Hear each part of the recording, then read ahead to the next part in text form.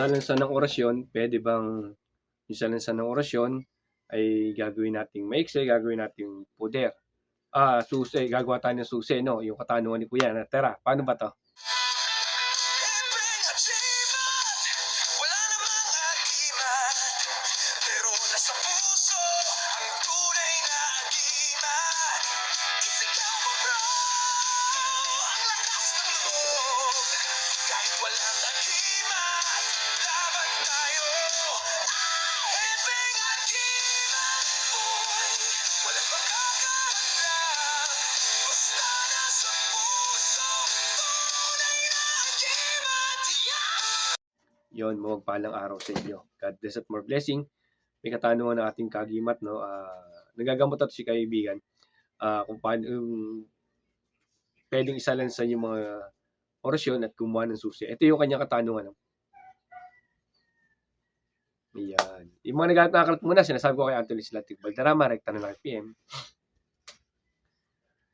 Yun, mga kagimat, abot sa kanyang katanungan. Yung pagsasalansan, yung pag-ano ng poder na pwede ba makagawa ng susi? O pwede paiksin o kailangan mano-mano talaga lahat yung kakagawa. Actually, ang tinatawag niya kasi, may kagimat, may tinatawag tayong round. May round na may mahaba yung pag dire-diretso, sama-sama siya. Meron kasi tinatawag na round naman na ine-exit. No? At sa paggawa natin ng maiksi, kinukonsagra natin at nilalagyan natin ng susi. Sa maiksi naman na pinagsama-sama natin, may tinatawag din na salansan. No? Hindi ako mapagturo sa mga social media ng ganyan. No? Pero maaaralan nyo din yan. May makakatukas din kayo. Malay nyo, makapunta kasi sa mga lugar na pwedeng magturo sa inyo ng ganyan. No? So, hindi ako tuturo sa social media niya. Pang mga actual po yan, lalo sa grupo lang namin. No? Yan po. Kukunin nyo kasi yung Bibiola idea, kukunin yung mga lahat ng mga poder nyo, tapos gagawa kayo ng salansan doon. Pag salansan nyo, kukonsagrahin nyo, lalagyan nyo ng susi, pamilin. Kung mapunin nyo, gumawa tayo ng Secret Lesdar, no? Lahat yun panggamutan. Rebelta, pambaklas, o pamarusa, nandun po yun, ginagamit natin sa gamutan yan. At gumawa tayo ng isang Jojam sa sipa na ginagamit natin na poder. Itatawag na 16-in-1 natin, 16 na poder yung kinalaga natin doon. Sama na yung mga balabal doon. Magkakasama po siya. At tapos noon, dapat magawa niya, kinukonsagra po natin yan. Ngayon po, may tamang salansan niya, hindi pwede maglagay ka lang ng maglagay basta. Kaya ingat po tayo, ano, huwag tayo basta magsalansan kung meron tayong, wala tayong masyadong idea.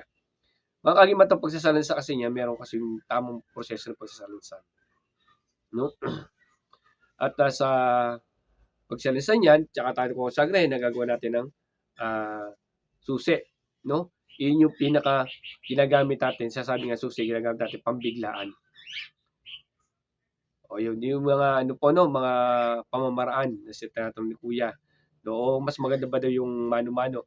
Actually kasi, pagka ako'y solo na sa bahay at wala akong masyadong gagawin, kailangan ko talaga ikarga yan sa araw-araw. Kakarga ko talaga yan ng buo. Kaya gamit natin yung mga susi at yung mga piniksing round sa pamamagitan ng biglaan. Malilate ka na sa trabaho, susi na gagamitin mo. Pero pagka pang araw-araw at wala kayong ginagawa sa bahay, siyempre kailangan nyo ikarga yan. Meron pong ano yan, meron pong mga salansan yan. Pag kinusagan nyo po yan at hindi kayo kinalugdan, uulitin nyo naman, maaaring may mali yung salansan nyo. No?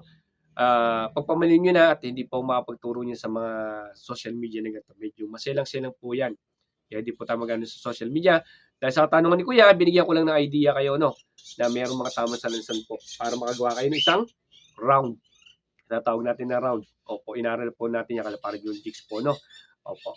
At dinagdagan lang natin pamagitan ng mga susi na kinusagra natin. Pag kinulogdan, maswerte. Pag hindi, may mali o may kulang, no? Yun po, mga idea po, no? At yung mga agis po sa aral namin, skip na kayo, may katanungan, comment lang kayo at baka sakali ma-upload na natin sa abot lang po ng kayo ng ating aral. Kung agis kayo sa aral namin, skip na kayo, pag kayo ng negatibo. Maraming salamat. God bless sa inyo lahat. Sa puso at tunay na agimat.